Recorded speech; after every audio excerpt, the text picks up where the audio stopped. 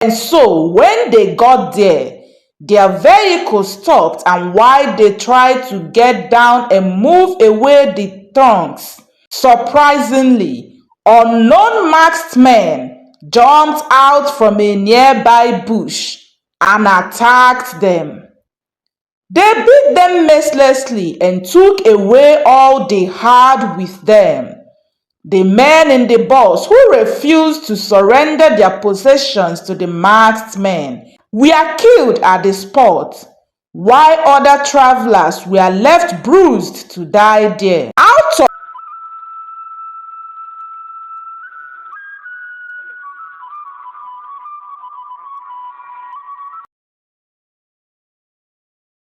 Once upon a time, in a village, lived a girl named Adana.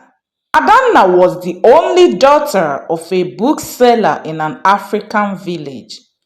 The bookseller was a satisfied man who did not have much but yet appreciated all he had. He was always ready to help. Adana's father was known to be a kind and generous man who carried people's problems as though they were his. Every time stranded strangers were in their neighborhood, his house served as a place of rest. He helped both known and unknown persons. His fellow villagers called him names for not being rich but yet generous. He told them that he derived joy from helping others, and seeing smiles on the faces of those he was able to help makes him feel blessed. His daughter Adana was in the university studying and had at this time graduated and gone to serve her fatherland in a city far away. After her service year had been completed, she decided to go back to her village.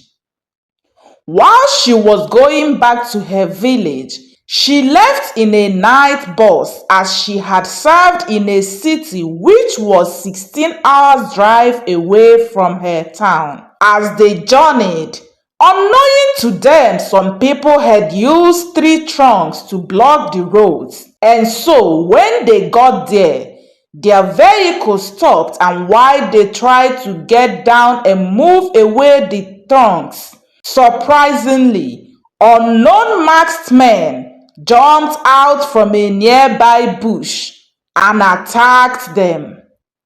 They beat them mercilessly and took away all they had with them.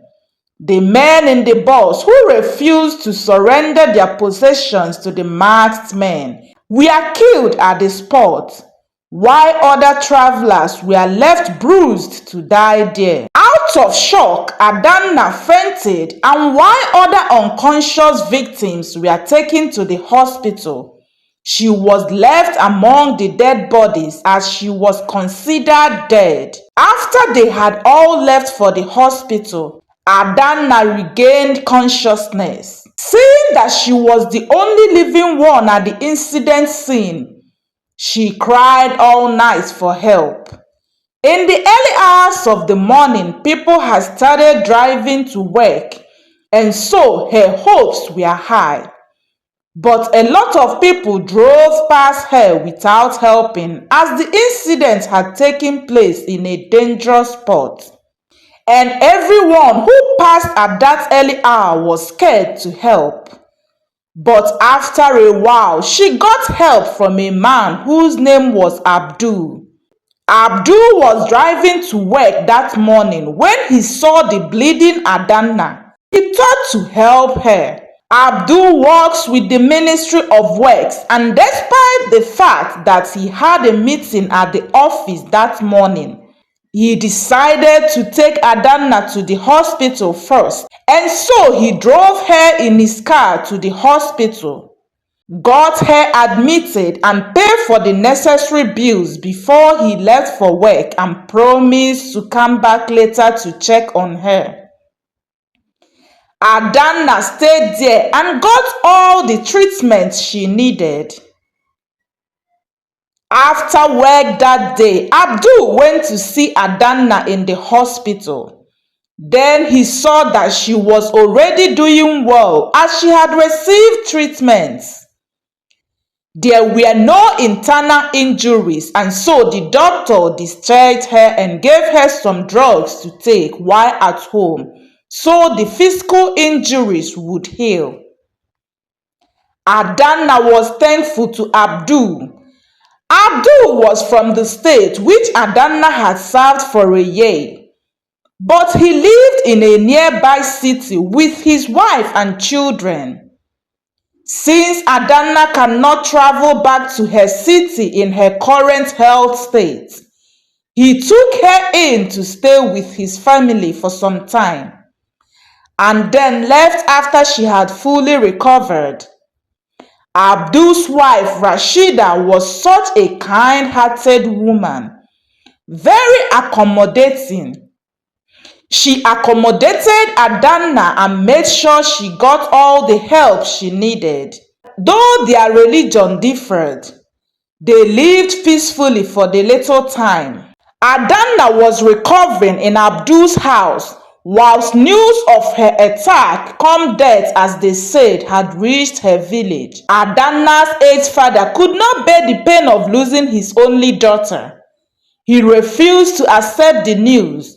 He took solace in the house of God, where he prayed morning, noon, and evening, asking God to reveal his daughter's current state to him. Adana's father was a true believer, which made it difficult for him to lose himself because of the circulating news of his daughter's demise. People who were jealous of him wanted him to lose faith in God, but his faith remained steadfast, and that annoyed them more. Adana had fully recovered, and Abdul and his family arranged for her to go home. Adana returned home looking unscratched. Some of the villagers who saw her first thought she was a ghost, while some were convinced it was her real self. Adana got home and her father was happy to welcome his daughter. He threw a Thanksgiving ceremony after he had thanked God for his faithfulness. Few months later, Adana resumed work at the Federal Medical Center in her city, the job Abdul had helped her secure. Adana was thankful to God for all that was meant to break her turned out to be a blessing, as she has been elevated. Adana's story touched the hearts of the villagers, who believed it was because of her father's good deeds that she was alive to tell her story, and so they decided to emulate Adana's father's benevolent lifestyle and as well drew closer to God.